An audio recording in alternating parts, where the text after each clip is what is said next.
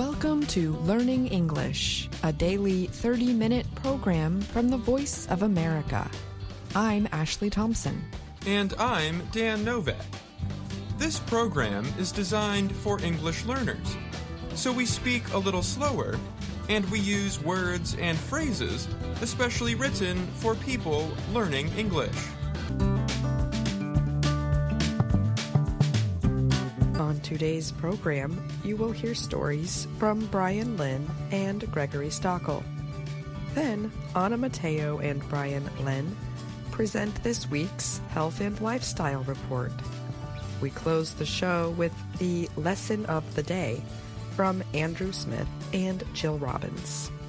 But first, Kate, Britain's Princess of Wales, apologized Monday for any confusion caused by a photo released over the weekend. The official photo was the first image of the princess since she had a medical operation nearly 2 months ago. Kensington Palace released the photograph on social media on Sunday. It showed the 42-year-old Kate looking healthy and sitting and smiling in a chair surrounded by her 3 children. The photo was credited to Kate's husband, Prince William, and was said to have been taken earlier in the week in Windsor. In a message on X, Kate wrote, "Thank you for your kind wishes and continued support over the last 2 months." Her message also wished people a happy Mother's Day as Britain celebrated the holiday on Sunday. But shortly after the photo was published, some royal observers online began raising questions about whether the picture had been changed in some ways with image editing tools. After close examination, several major news organizations withdrew the photo, saying it did, in fact, appear to have been edited in some way. Because of these changes, the picture did not meet the requirements set by those news organizations. After the questions about the image were raised, Kate issued another message on X. She wrote, "Like many amateur photographers, I do occasionally experiment with editing. I wanted to express my apologies for any confusion the family photograph we shared yesterday caused." Among the news agencies withdrawing the photo were the Associated Press, Reuters, the French news agency AFP, Getty Images, and Britain's Press Association. Photo editors for Reuters said their examinations of the image showed the left arm of Kate's daughter, Princess Charlotte, did not seem to line up naturally with her body in the picture. This suggested that editing changes had been made to the photo. Different news agencies have different policies regarding how much an image can be changed before being released. Both Reuters and the AP said the changes violated their editorial rules. Most news organizations generally only permit minor photo editing, such as cropping and making light and color changes. The picture had already drawn widespread media attention online. This is because it was the first official image of Kate since she spent 2 weeks in the hospital after undergoing an abdominal operation in January. Her exact condition was not identified. Kate's office had said during her absence that she was recovering well and was not expected to return to her public duties until after Easter, which is March 31st. I'm Brian Lynn.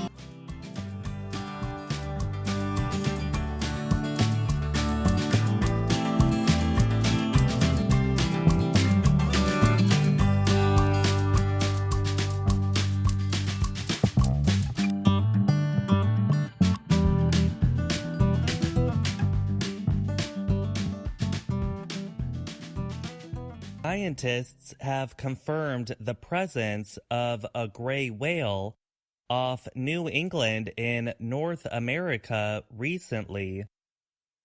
The large sea animal disappeared from the Atlantic Ocean 2 centuries ago.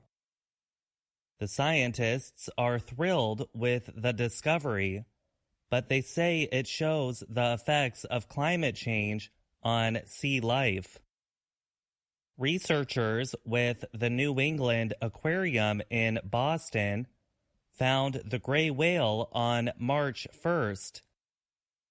At the time, they were flying about 48 kilometers south of Nantucket, an island off the coast of Massachusetts in the Atlantic.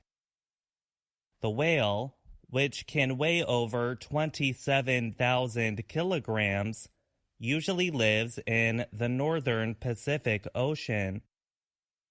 The gray whale disappeared from the Atlantic Ocean by the 18th century. But there have been 5 observations of the animal in the Atlantic and Mediterranean waters in the last 15 years, the aquarium said in a statement. The whale found this month was likely the same animal observed off the coast of Florida late last year, the aquarium said. The researchers who found the animal off Massachusetts said they were not sure at first. But after circling the area for 45 minutes, they were able to take photographs that confirmed it was a gray whale. I didn't want to say out loud what it was because it seemed crazy, said Orla O'Brien. She is a research scientist with the Anderson Cabot Center for Ocean Life at the New England Aquarium. Scientists said they were thrilled to see the animal, but its presence probably has to do with the warming of the planet. The Northwest Passage, which connects the Atlantic and Pacific Oceans through the Arctic Ocean in Canada, has lacked ice in the summertime in recent years, they said. That means gray whales can travel through the passage in the summer when normally they would have been blocked, the scientists said. O'Brien said the animal's arrival off New England serves as a reminder of how quickly marine species respond to climate change given the chance. Gray whales were almost completely killed off by hunting during the years of commercial whaling. Today, the whales have recovered to the point that they are considered a species of least concern by the International Union for Conservation of Nature. The organization, however, considers the western population of whales that live off the coast of Asia to be endangered. They can be identified by the lack of a part of a body often seen on other whales, a dorsal fin. Also, they can be identified by their blotchy appearance, which is different from the humpback and minke whales seen off New England.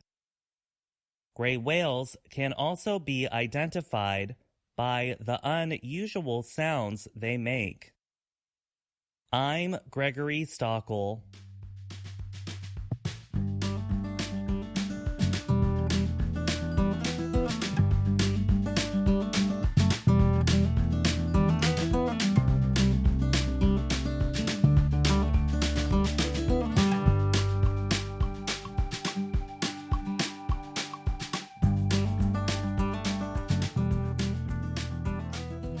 From VOA Learning English, this is the Health and Lifestyle Report. British researchers say they have grown small human organs using cells removed from fluid that protects developing fetuses. These organs are known as mini organs, or organoids. They are extremely small, simple structures. They could be used in testing of new medical treatments or to study the workings of full-size organs. The University College London carried out the study. Researchers collected the cells from fluid removed from 12 pregnant women during routine medical examinations at Great Ormond Street Hospital in London. The cells then were grown into organoids in a laboratory. The researchers said it was the first time such mini organs had been produced from cells collected during an active pregnancy. The scientists said they hope their method will lead to future methods for treating conditions present before birth. Mattia Jurley of University College London was a lead writer of the study.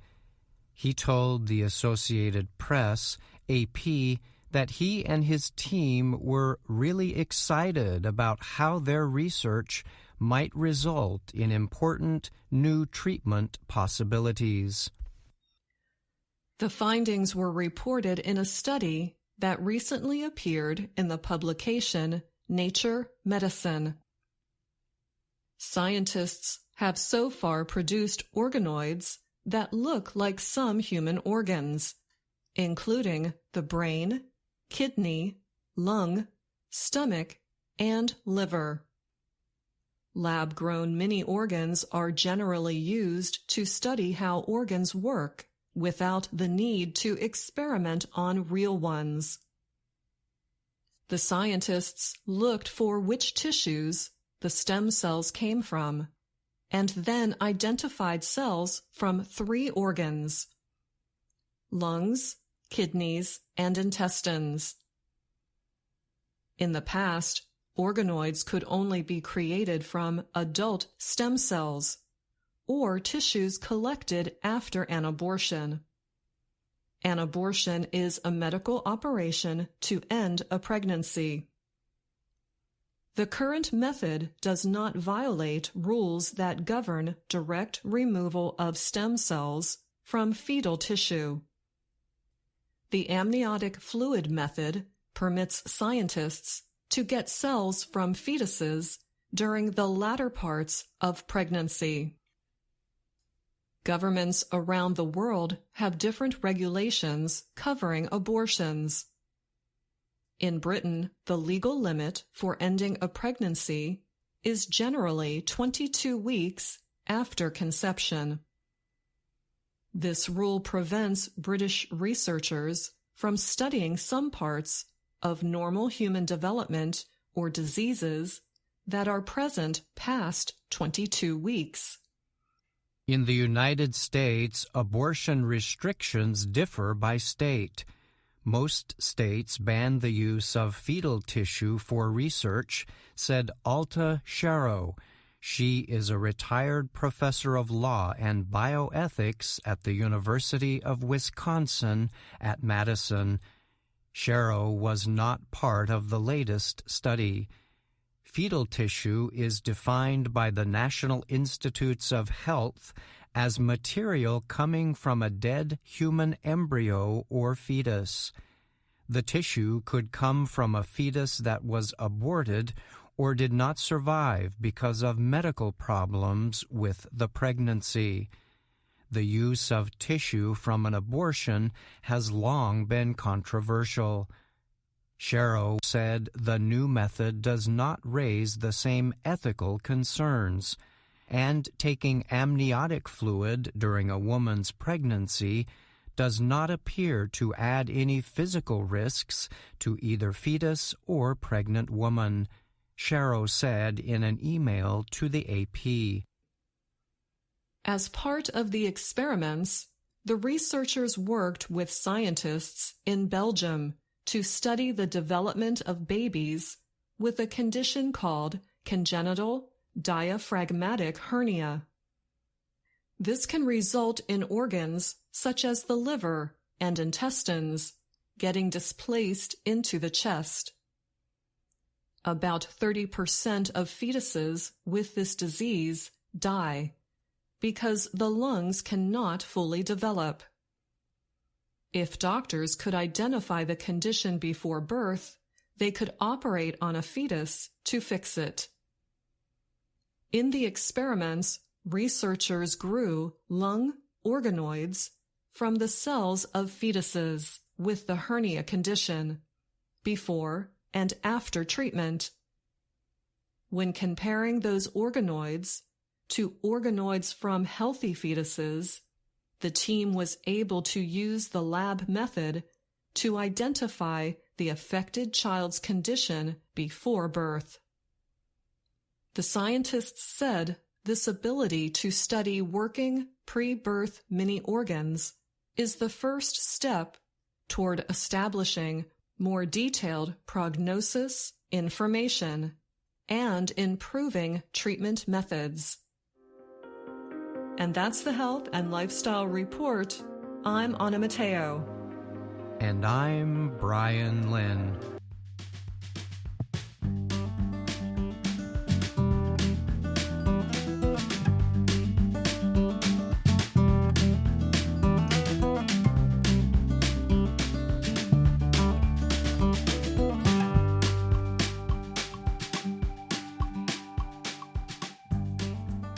Brian Lynn is here now to talk more about this week's Health and Lifestyle Report.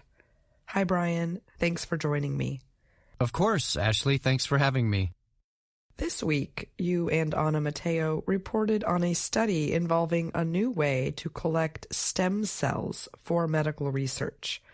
We learned the result of this process can create very tiny organs called organoids. How do organoids created this way differ from others? Yes, so the researchers involved in this study said the mini organs they created are exactly the same as other organoids used in medical research.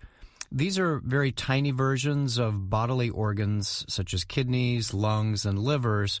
The only difference is the method used to collect the material. In the past, organoids have been created from stem cells taken directly from fetal tissue. The mini-organs created in the latest study were formed from the fluid that protects developing fetuses, collected from pregnant women. And the report points out this new method for collecting the stem cells is not that difficult and is less controversial. What can you tell us about that? Yes, the researchers said they were able to collect the stem cells they used from pregnant women going to the doctor to get routine health checkups. And there were no suggestions that collecting the fluid this way had any effect on the women. And as was noted in the report, this method of collection also avoids the restrictions linked to getting samples directly from fetal tissue. So while these latest findings are still very new, the team said they see this study as opening up a whole new area of medical research in the very near future. All right. Thanks again for joining me, Brian. You're welcome. Thank you, Ashley.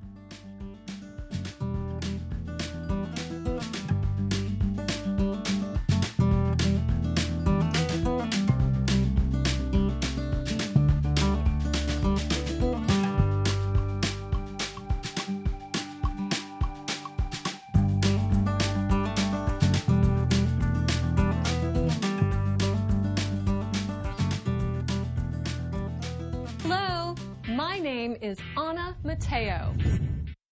And I'm Andrew Smith. And I'm Jill Robbins. Welcome to the part of the broadcast where we help you do more with our series, Let's Learn English. The series shows Anna Mateo in her work and life in Washington, D.C. Today, we're going to use some examples from Let's Learn English to show how native speakers pronounce words when they are talking quickly. This is very important for understanding spoken English. And it's important for learning to sound more like an advanced speaker of English. That's right, and this is something you can listen for in many episodes of Let's Learn English. Let's get started.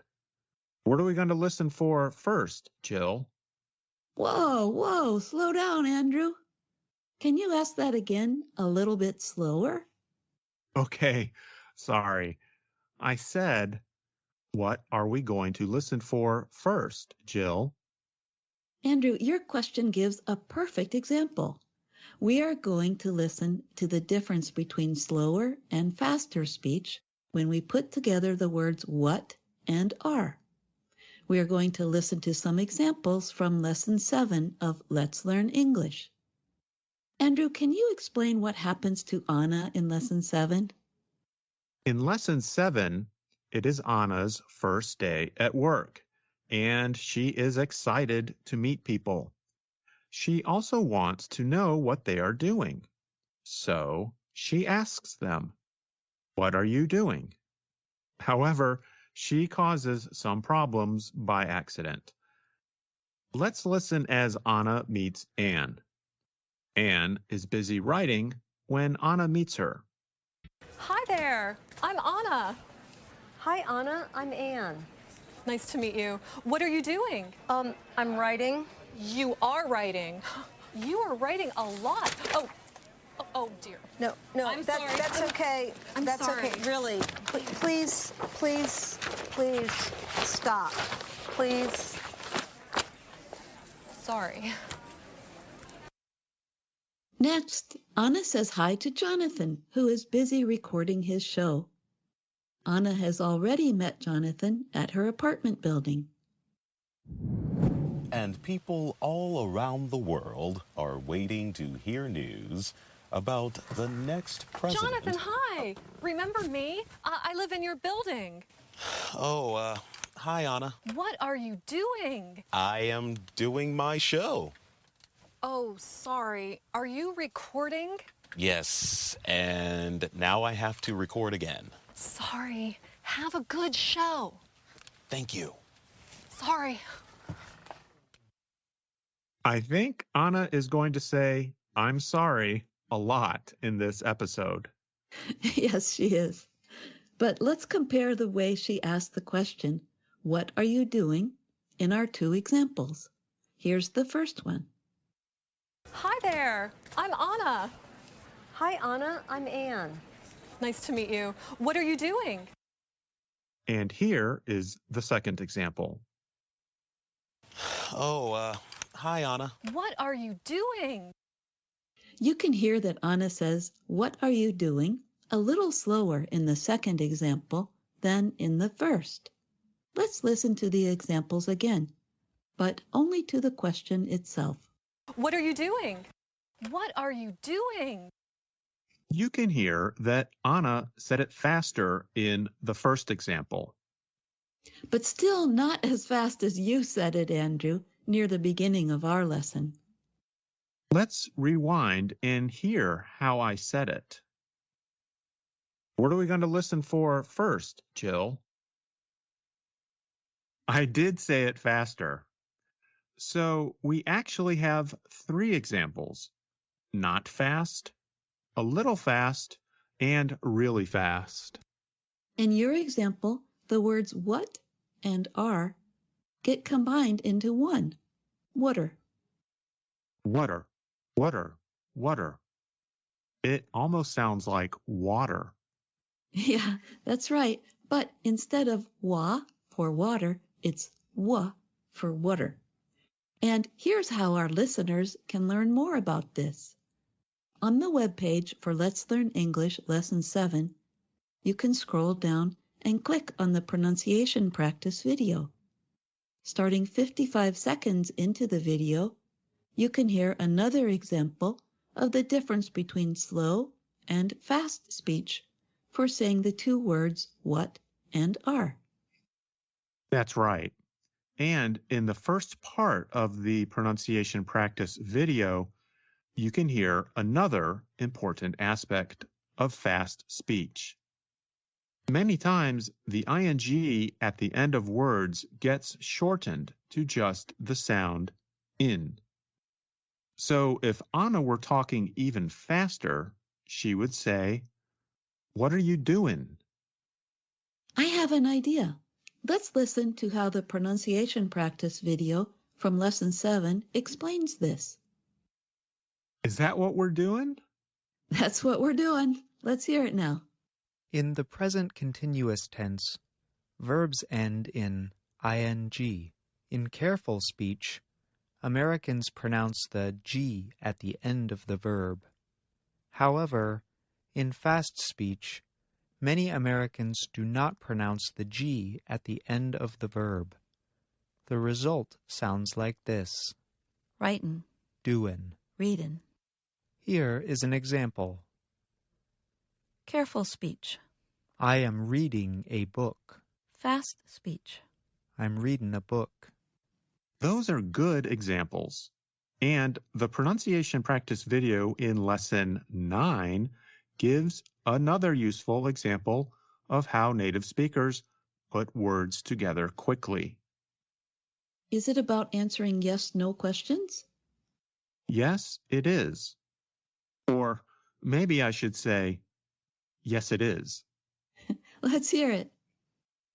When Americans answer a yes or no question with yes, we sometimes say the words with no break. The sounds blend together. Here's an example. Listen. Is it sunny today? Yes, it is sunny. We write it like this. Yes, it is. We say it like this. Yes, it is. So those three words, yes, it is, can sound like one word. That's right. And I think people learning English should pay careful attention to the differences between fast and slow speech. That might help them train their ears to better understand fast English. And, of course, they should take short phrases like, "What are you doing?" and simply practice repeating them faster and faster until it feels natural. It's like if you want to learn to run fast, well, at some point, you just have to try running fast. That's true. And the more you do it, the better you'll get. We have many more English lessons coming your way, so keep listening and exploring all of the programs on VOA Learning English. I'm Jill Robbins. And I'm Andrew Smith.